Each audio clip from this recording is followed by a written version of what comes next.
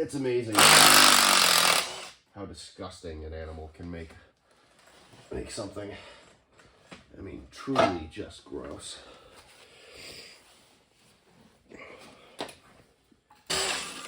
All right. Oh, here was the clutch. I don't imagine it was in terrible shape. I mean, it sat a long time and had something living on it. Probably nothing usable from that. But this flywheel, nothing wrong with that. So I'm gonna save that.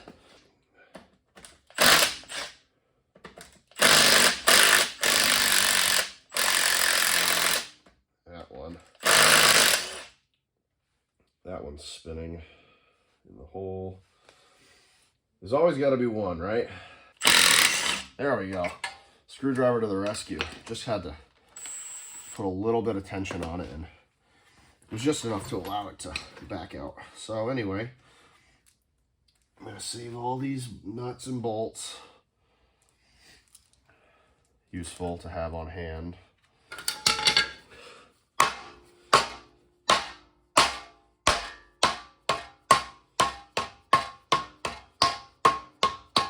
And this engine seized, so, you know, all the bearings are junk. Crank may well be junk.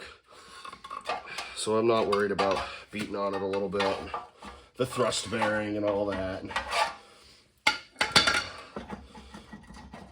But here we go. All right, so flywheel is free. So I'm going to sandblast this ring.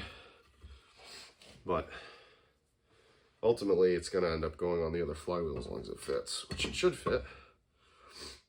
All right.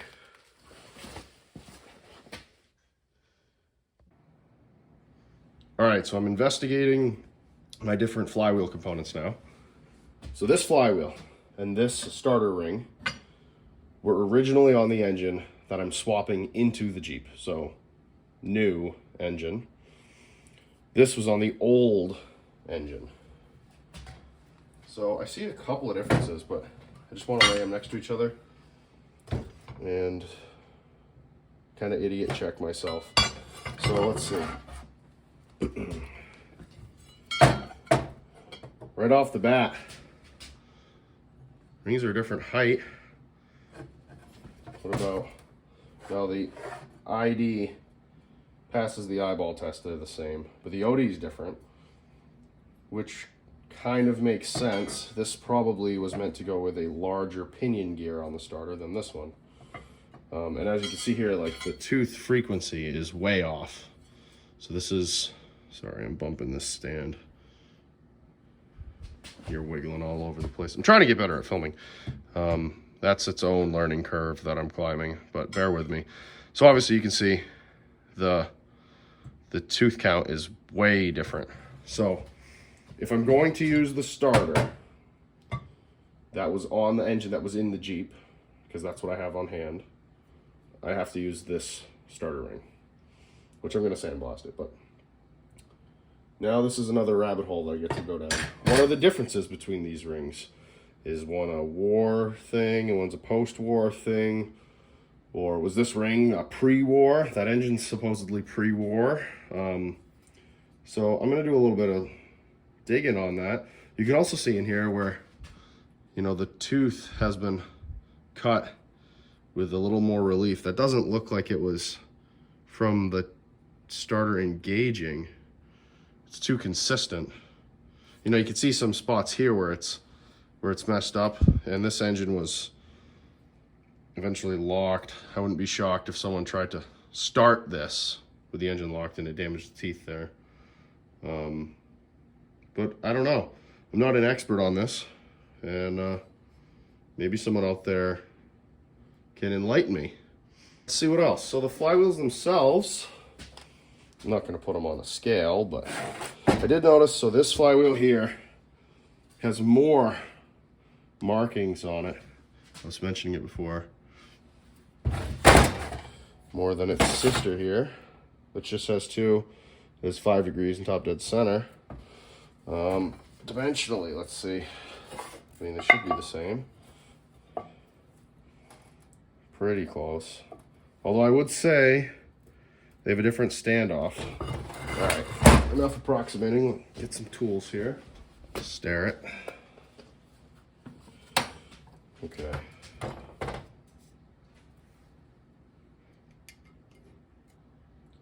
So 3, 4, 5. Yeah, plus or minus a little rust. Oh yeah. 0.4, 3, 5 there. So is that 3, 4, 5, 4, 3, 5. So here's a question. If I put this ring on that flywheel, do I have an interference problem? This was thicker, which is causing it to stand off more. Will the starter motor have a hard time engaging, or will it not be possible to engage? I need to do more research on this. Hopefully by the time I turn this into a video, I've already researched this and figured it out. But I'm kind of just filming this as I do it.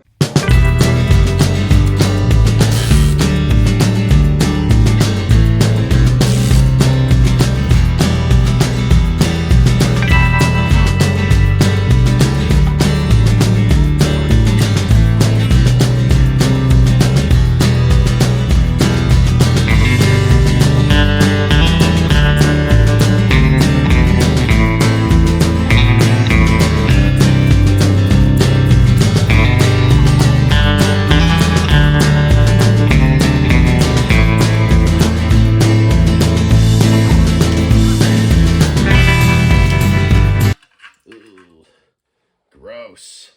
Really gross. More nasty. Hopefully this engine can live again. But no promises. But it would be very cool.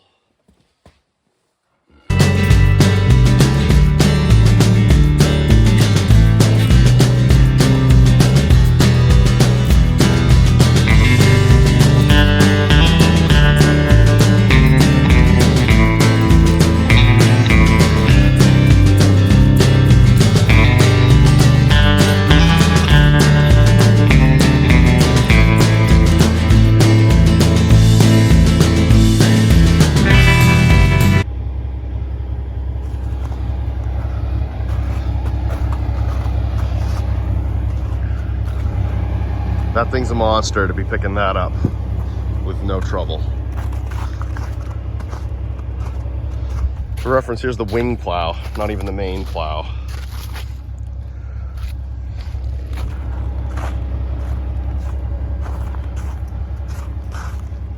Big old Walter.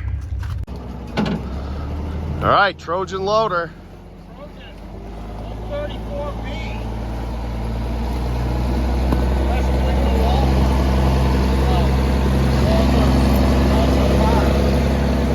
Helping recover the big plow off the Walter Snowfighter.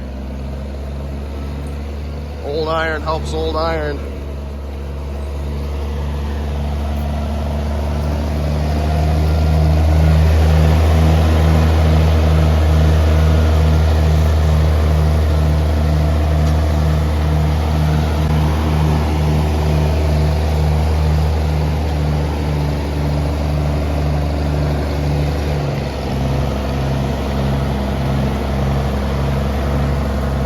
Got some decent snow up here in Maine. And shades on the tires.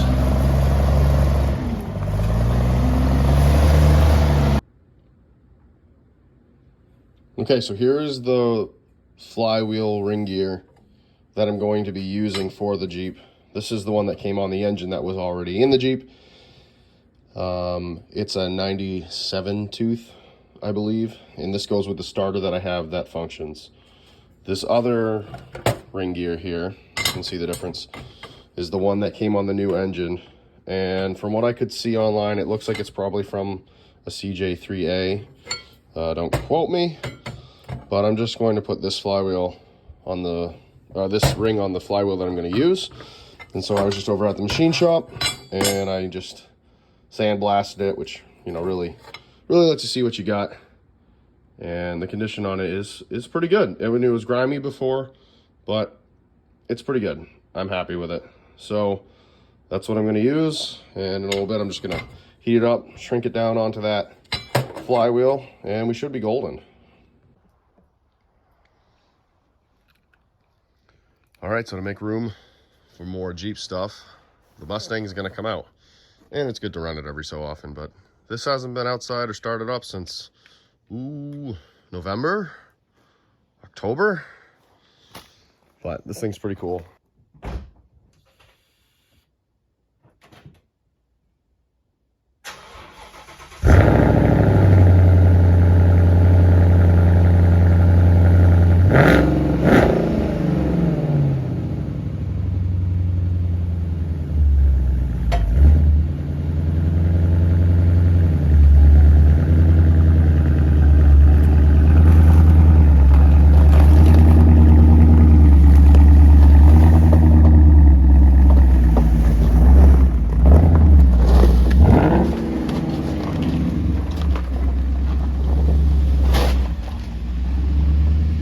Okay, there it is.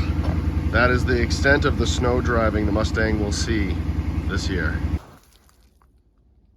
As you can see here, we finally ended up getting some snow, and firing up the Mustang reminded me it's probably time to fire up all the other stuff.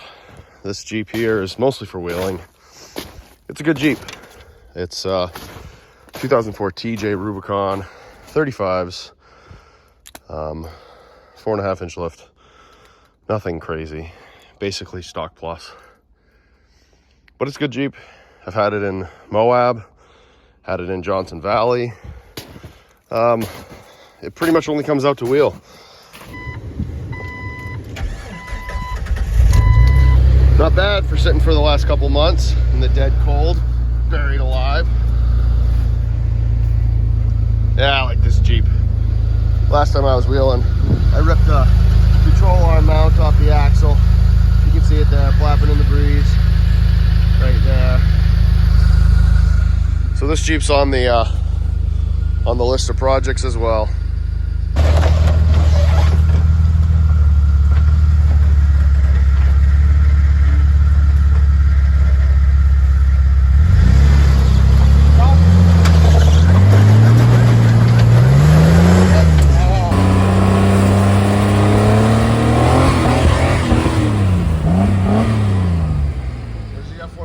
Featured previously. That's got more stuff to come to. I'm doing a lot of thinking on what to do with that.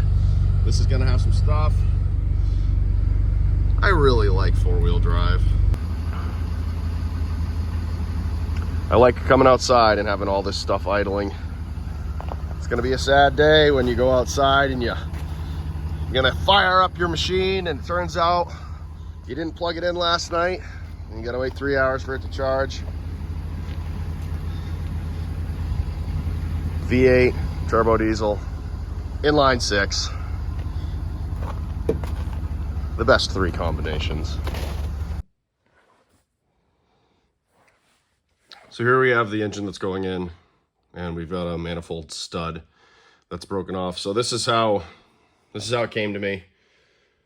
I didn't notice it when I bought the engine, but so what I'm going to do now is just kind of try to grind off previous bad weld. There was an attempt to extract that obviously here, and they kind of welded it to the block. So I'm gonna take that off and then try to extract it. I might just start off by trying to drill it, or maybe I'll weld it. I don't know. We'll see. I gotta see what I see when I get this off. And then, yeah, so this is that, I guess.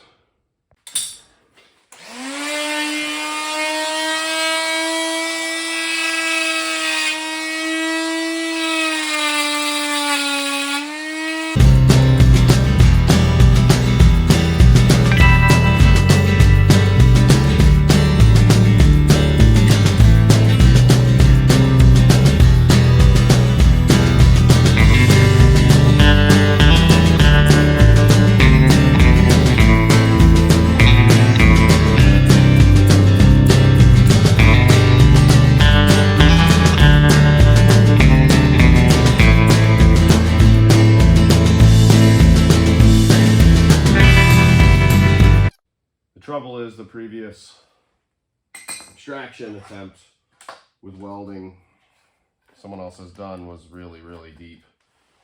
There's a lot of weld in there. I might be doing a helicoil in this hole. It's tough to say.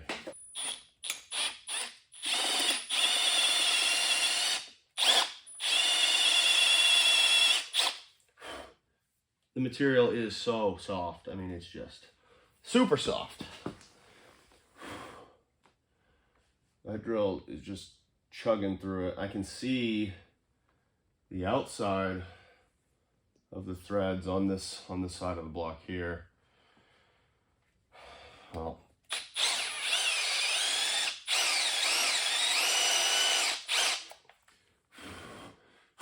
there was already lots of damage here.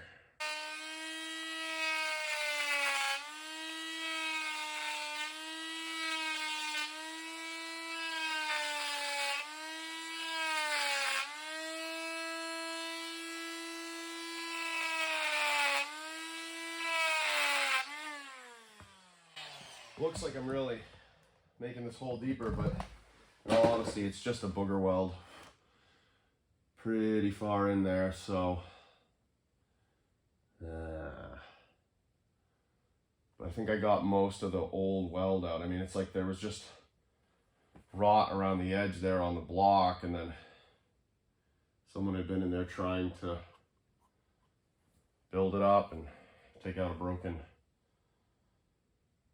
stud. This is a reminder just to support your local hardware store.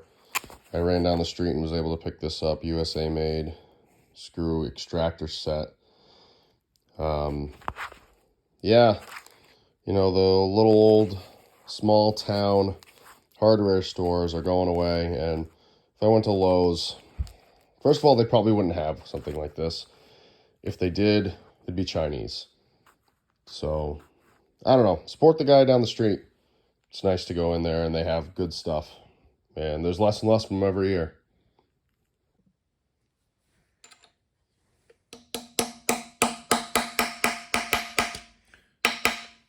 This is the set that I was hoping to have. But, you know, I might even have a set like this. But I work in so many different shops and so many different, you know, engine room on a ship has its own tools. Machine shop has its own tools. I have tools. It's, you know, you just lose track, right? Like, oh, I know I have this, but I'm thinking of a ship, you know? Just keeping it all straight in your head sometimes can be tough. Got the hole tapping nicely.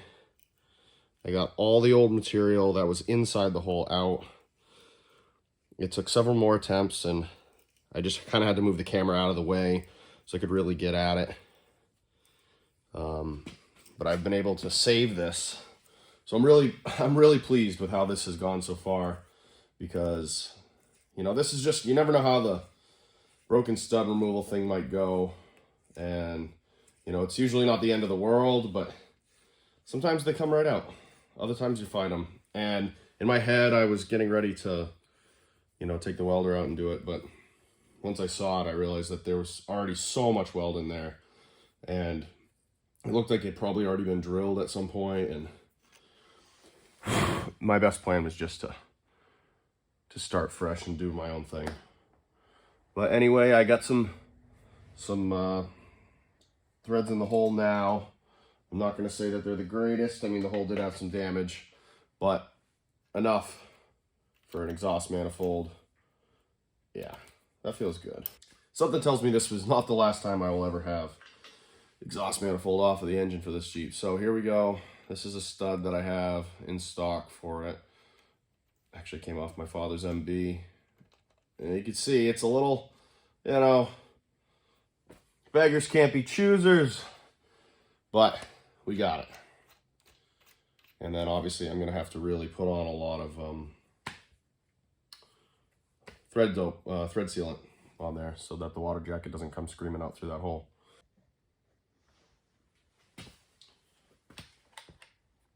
So I'm just going to get in here with this little Milwaukee die grinder and just true up the surface here. I got some sandpaper on it, so I'm not going to be going super fast. I'm not going to take a lot of material off. I like this because it's controllable and it does a good job, especially in tight places. So let's just get in there.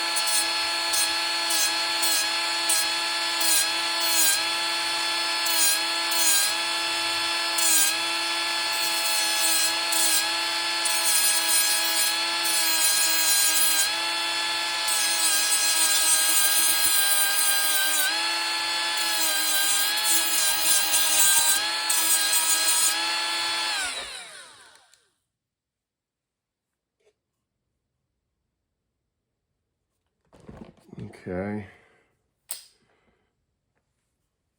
I think I just need just a little bit more right here. I don't want a high spot.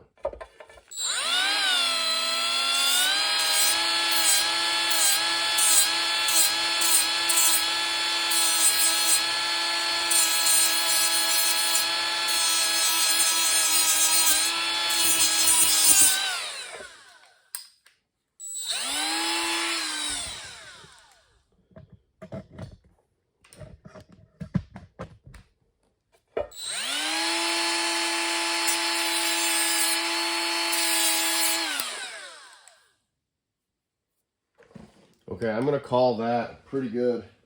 We will have a gasket. I can maybe even give it a little high temp RTV assistance, but let's see. Let's get you in here and just so you can see what we got.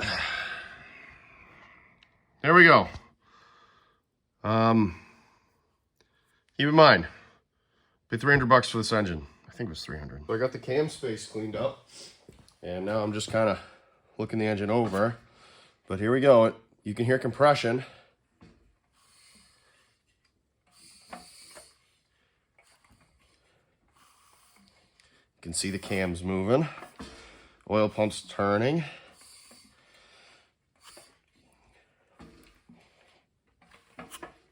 I'm not going to lose my head cleaning this up too much because really I'm just going to do a few oil changes as soon as I do end up getting it running.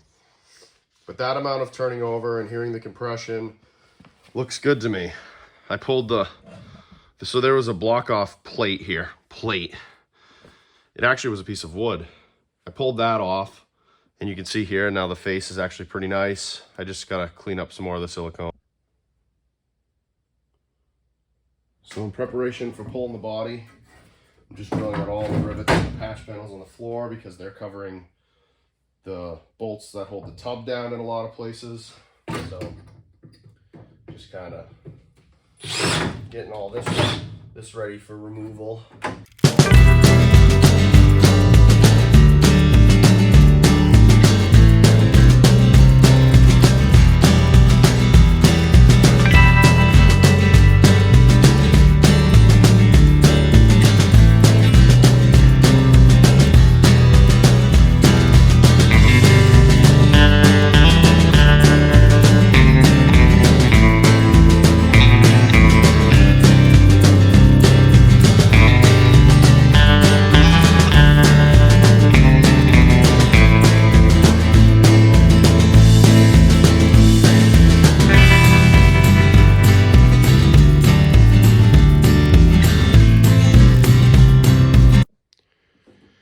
Okay, so I pulled a lot of the panels out, the patches, And you can see this is the driver's side, obviously. And then over here is the passenger side. And there's holes, obviously, no surprises. And pretty soon the body's gonna come off.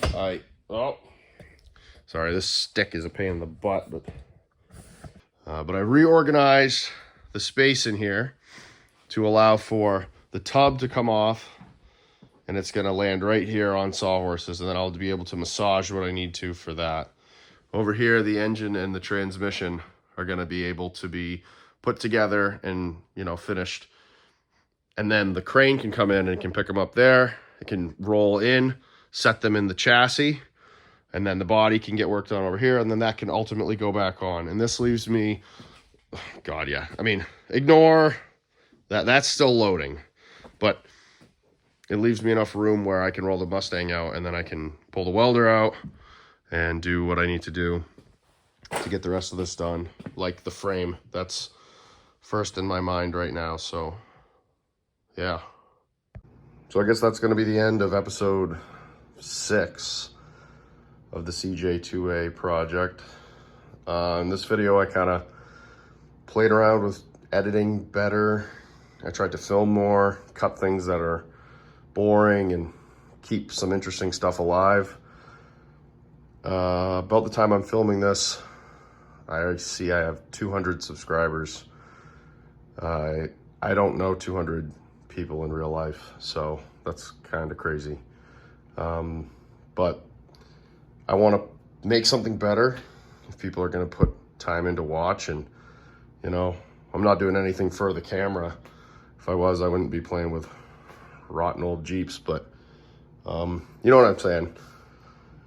So thanks for checking out my channel, and you know, I'm enjoying doing this. So I don't really know exactly what to say to close, but I'll do more Jeep stuff, and see you next time.